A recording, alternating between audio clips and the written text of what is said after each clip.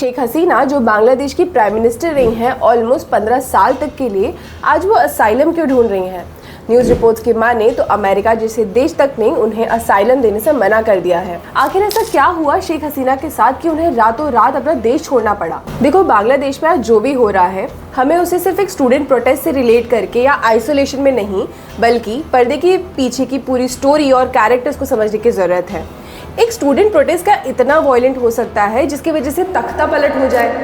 Student unions में power होती है, ये हम सब जानते हैं, लेकिन वो गवर्नमेंट जो 15 साल से देश की ग्रोथ और डेवलपमेंट की तरफ काम कर रही थी, आज उसे डिक्टेटर जैसा टैग कौन दे रहा है? बांग्लादेश में कई मिलिट्री कूप्स हुए हैं, मैंने उसे इस वीडियो में कवर किया है, आप इसे यहाँ से देख सकते हैं। और देखा जाए तो इतनी कोई खास स्टेबल गवर्नमेंट तो रही नहीं है वहाँ, unless until Sheikh Hasina rose to power in 2008। Bangladesh की फ्रीडम स्ट्रगल को देखते हुए इसमें रिजर्वेशन अनाउंस किए गए फॉर द पीपल जिन्होंने बांग्लादेश के लिबरेशन वॉर में मदद की थी। रिजर्वेशन के टाइमलाइन को समझने की कोशिश करें तो 1972 में गवर्नमेंट ने कोटा सिस्टम इंट्रोड्यूस किया for the new Bangladesh civil services, यानी कि BCS। ये किया गया by an order of ministry of cabinet services. पहले जो कोटा सिस्टम था उसमें 30% of the jobs freedom fighters के लिए या कहें मुक्ति योद्धास के लिए थी, 10% women's affected in the war और 40% बाकी डिस्ट्रिक्ट के लोगों के लिए थी, यानी कि मेरिट पे सिर्फ 20% सीट्स बचते थे। फिर 1976 में डिस्ट्रिक्ट बेस्ड अलॉटमेंट को कम कर 20% कर दिया गया और अब मेरिट में 40% सीट्स अवेलेबल कर दी गई। 1985 में वो महिलाएं जो वॉर में अफेक्ट हुई थी, उनके कोटा को चेंज कर 10% रिजर्वेशन फॉर ऑल वुमेन्स कर दी गई, यानी कि only women affected during the war से अब सारी महिलाएं उस कोटा का फायदा उठा सकती थी। फ्रीडम फाइटर की 30% कोटा को अब भी सेम ही रखा गया। डिस्ट्रिक्ट बेस्ड कोटा को रिड्यूस कर 10% कर दिया गया और एक नया 5% का कोटा इंट्रोड्यूस किया गया for the indigenous communities. Merit पे अब 45% सीट्स अवेलेबल कर दी गई। 1997 में फ्रीडम फाइटर वाले कोटा सिस्टम को पहले उनके पूरे बच्चों तक एक्सटेंड कराया गया एंड 2010 में यही कोटा उनके ग्रैंड चिल्ड्रन पर भी एक्सटेंड कर दिया गया। 2012 में रिजर्वेशन की हालत देखें तो it was 30% for the family of freedom fighters, 10% women, 10% people from under developed districts, 5% indigenous communities और 1% डिसेबल्ड लोगों के लिए, यानी कि कुल कटाकर मेरिट पे सिर्फ 44% सीट्स बचती थी। बांग्लादेश में कोटा सिस्टम के इस इशू को लेकर काफ़ी प्रोटेस्ट भी हुए। जो प्रोटेस्ट हम आज देख रहे हैं ये कोई अचानक से उठे हुए प्रोटेस्ट नहीं है, ये कई सालों से गवर्नमेंट और जनता में मतभेद का टॉपिक रहा है। 2018 में बांग्लादेश में प्रोटेस्ट के चलते गवर्नमेंट ने कोटा सिस्टम को फर्स्ट और सेकंड क्लास जॉब्स के लिए कैंसिल कर दिया। पहले तो हसीना जी ने कहा कि वो वेटरन्स की कोटा को नहीं हटाएंगी, लेकिन मास अनरेस्ट के बाद उन्होंने पूरा कोटा सिस्टम ही अबॉलिश कर दिया। मतलब अगर किसी फ्रीडम फाइटर की फैमिली को कोटा नहीं मिलेगा तो वो किसी को भी नहीं मिलेगा।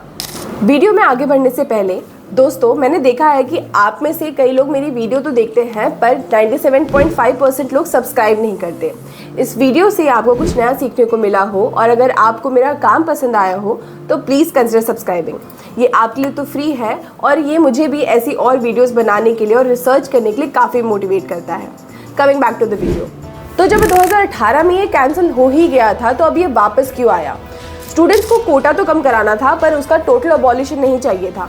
दरअसल जून 2024 में हाई कोर्ट में एक रिट पिटीशन फाइल की गई by the descendants of the freedom fighter, जिन्होंने 2018 के ऑर्डर को इलीगल बताया और ओल्ड सिस्टम वापस लागू करने की अपील की। फाइनली गवर्नमेंट ने भी इसके लिए सुप्रीम कोर्ट में अपील की। हाउएवर हाई कोर्ट के ऑर्डर के बाद कंट्री में अनरेस्ट शुरू हो गया और शेख हसीना के इस स्टेटमेंट ने पूरा गेम पलट दिया। মুক্তিযোদ্ধাদের নাতিপুতিরাও পাবে না, তাহলে কি রাজাকারের নাতিপুতিরা পাবে? সেটা আমার প্রশ্ন, দেশবাসীর কাছে প্রশ্ন। আর যদি না মানে কিছু করার নাই। स्टूडेंट्स में और गुस्सा फैल गया इस वर्ड की वजह से। रजाकर बांग्लादेश में ये बहुत बुरा शब्द माना जाता है और ये उन लोगों से रिलेट किया जाता है जिन्होंने बांग्लादेश लिबरेशन वॉर के टाइम पाकिस्तान आर्मी की मदद की थी। प्रेजेंटली जून 2024 में सुप्रीम कोर्ट ने ऑर्डर किया कि वेटरन कोटा को 30% से घटाकर 5% कर दिया जाए और 93% जॉब सिर्फ मेरिट पे दी जाए, बाकी में से 2% एथनिक माइनॉरिटी, ट्रांसजेंडर और डिसेबल्ड लोगों को मिले। रिजर्वेशन को लेकर प्रॉब्लम ये थी कि जैसे जैसे साल बीतते फ्रीडम फाइटर्स भी कम होते रहते और जो कोटा सिस्टम खत्म होना चाहिए था अब वो मिसयूज होने लगा था। जो लोग कोटा के अगेंस्ट में थे उन्होंने कहा कि फ्रीडम फाइटर्स जब जवान थे और वो जॉब ढूंढ रहे थे तो उनको ये रिजर्वेशन देना ठीक था, पर अब उनके मरने के बाद ये उनके बच्चों और पर पोते पोतियों को मिलना कोटा सिस्टम का मिसयूज दिखाता है। चलो ये तो हो गई रिजर्वेशन के इशू की बात, लेकिन क्या student protest over quota system इतना बड़ा मुद्दा हो सकता है जिसकी वजह से किसी कंट्री के पीएम को पद छोड़ना पड़ जाए? The US China angle. China Bangladesh के ग्रोइंग रिलेशंस यूएस ही नहीं बल्कि इंडिया के लिए भी बहुत बड़ा कंसर्न है। चाइना के इंक्रीजिंग प्रेजेंस को काउंटर करना और उस पर नज़र रखने के लिए यूएस ने कई बेसेस बनाने की कोशिश की है इन द रीजन। पाकिस्तान और श्रीलंका में ऑलरेडी चाइना अपना स्ट्रॉन्ग होल्ड रखती है और बांग्लादेश की स्ट्रैटेजिक लोकेशन को देख यूएस ने शेख हसीना से कई बार सेंट मार्टिन आइलैंड को अपना बेस बनाने का रिक्वेस्ट भी किया। बहुत से न्यूज़ आर्टिकल्स में ये कवर भी हुआ है, लेकिन Sheikh Hasina looking it as a sovereignty issue, उन्होंने इसके लिए मना कर दिया। यूएस को चाइना पे अगर इतनी ही नज़र रखनी होती तो वो पैसिफिक आइलैंड में भी काफ़ी अच्छी तरीके से नज़र रख सकता था। इंडियन ओशन रीजन में आके US is trying to play smart, और ना ही वो अपनी नज़र चाइना पे रखना चाहता है बट ऑल्सो इंडिया, ताकि जब भी इंडिया रशिया से क्लोज होने की कोशिश करे तो वो नॉर्थ ईस्ट इंसर्जेंसी का मुद्दा उठा दे या कोई और। तो बेसिकली इंडिया अपने नेबर्स और इंटरनल टर्मोइल में ही जूझता रहे। शेख हसीना को यूएस ने अपनी साइड करने की काफ़ी कोशिश की है। When that didn't work, तो उन्होंने उनके खिलाफ एक नैरेटिव जैसे उन्हें डिक्टेटर कहना या इलेक्शंस को फ्री और फेयर तरीके से कंडक्ट ना कराने के एलिगेशंस लगाए उन पे। ऐसी भी कॉन्स्पिरेसी थियरी हैं जहां शेख हसीना ने यूएस को इस रीजन में घुसकर एक नॉन मुस्लिम मेजॉरिटी कंट्री बनाने के नैरेटिव भी बताया है, like East Timor, Kukichin province of Myanmar, Chattogram hill tracts of Bangladesh और मिजोरम ऑफ इंडिया में बी द डिमार्केशन।